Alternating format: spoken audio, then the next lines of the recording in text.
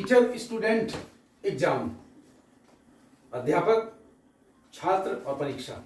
देखिए, अध्यापक उसे कहते हैं जो क्लास में हो, ट्यूशन में हो, कहीं भी हो, वो कम्युनिकेशन स्थापित कर ले स्टूडेंट से। कम्युनिकेशन का मतलब ये होता है कि कक्षा में जो बच्चा बुद्धि में सबसे पीछे है और जो बुद्धि में सबसे आगे है, इन दोनों के बीच तारतम्य में बैठा कर बात करे, यानी कि ऐसी बातें करे, इस ढंग से पढ़ाए कि जो बुद्धि में सबसे धीमा है, सबसे धीमा माना जाता है, उसको भी समझ में आ जाए। जब उसको समझ में आएगा, जो उससे ऊपर जो लोग हैं, स्टूडेंट हैं, और जो सबसे ब्राइटेस्ट है, ब्राइटेस्ट मान रहे हैं आप, उसके तो समझ में आएगा ही।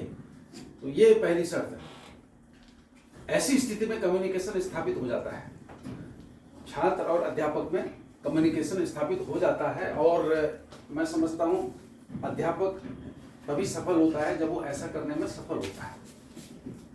और ऐसी स्थिति में क्या होता है, उस छात्र का जिसको आप बुद्धि में सबसे पीछे मान के चल रहे हैं, अगर आप उसमें इंटरेस्ट जगाते हैं, अगर आप उसको प्रेरित करते हैं, तो आप अध्यापक हैं।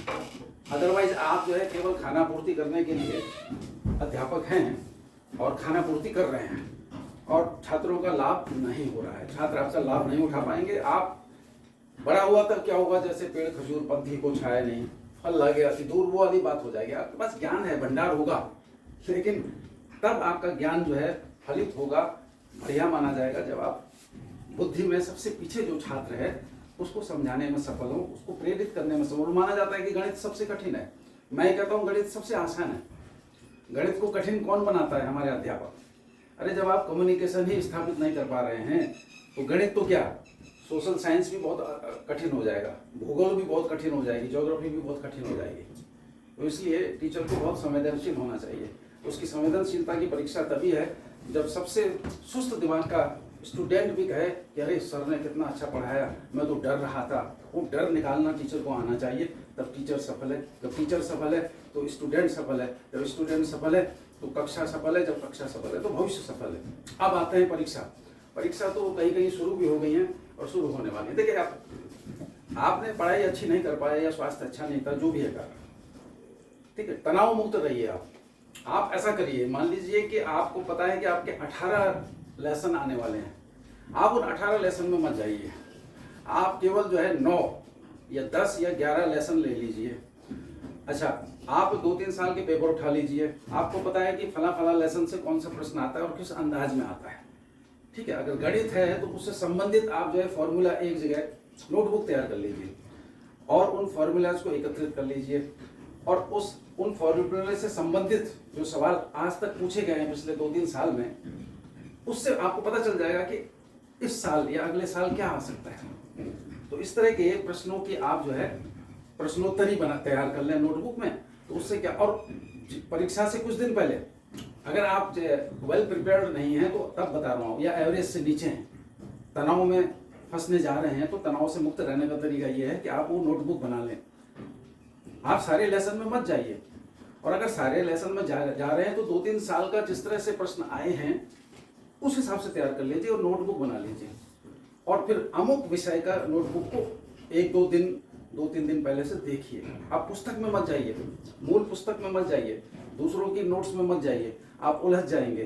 क्योंकि आपने तैयारी अच्छी नहीं की है, आप फंस जाएंगे, आप चक्रव्यूह में फंस जाएंगे, आप तनावग्रस्त हो जाएंगे। तो तनाव से मुक्त रहने का सबसे बढ़िया तरीका यही है। थोड़ा सा कष्ट उठाना पड़ता है, आपको नोट्स बनाने पड़ते हैं, ठीक है। और बोलने वाले तो बहुत होते हैं, वो मत सुनिए, आप केवल नोट्स बना लीजिए।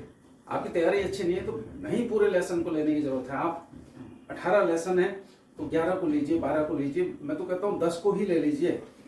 जिसमें से ज़्यादा अंक के आते हैं उनको ले लीजिए, उसमें से कर लीजिए। आपके पासिंग मार्क्स से ज़्यादा अच्छे मार्क्स आ जाएंगे। तनाव मुक्त रहने का बहुत अच्छा तरीका है और कोई तरीका नहीं है। और साथ में अगर आपको रुचिकर लगे तो थोड़ा योग का सहारा ले सकते हैं। अनुलोम विलोम एक ऐसी चीज़ है, वो आपको कंसंट्रेशन बढ़ाती है। अनुलोम विलोम से कंसंट्रेशन बढ़ता है। अनुलोम विलोम बहुत आसान है। अनुलोम विलोम तो कोई चलते फिरते भी कर सकता है, बैठ कर सकते हैं तो बढ़िया है। तो इस तरह की चीज़ों से आप बहुत अच्छी परीक्षा दे सकते हैं। डर रहे हैं, आपका डर निकल जाएगा, आपका तनाव निकल जाएगा और आप मुस्कुराते हुए परीक्षा केंद्र में जाएंगे और मुस्कुराते हुए बाहर निकलेंगे। जितना उम्मीद कर रहे हैं उससे बढ़िया आप अंक ला पाएंगे। तो यही टॉपिक मैं कह रहा था कि teacher student exam, teacher student और एग्जाम का यही संबंध है। और मैं समझता हूँ अध्यापकों को यही बात समझानी चाहिए। अगर नहीं समझाते हैं तो गलत है।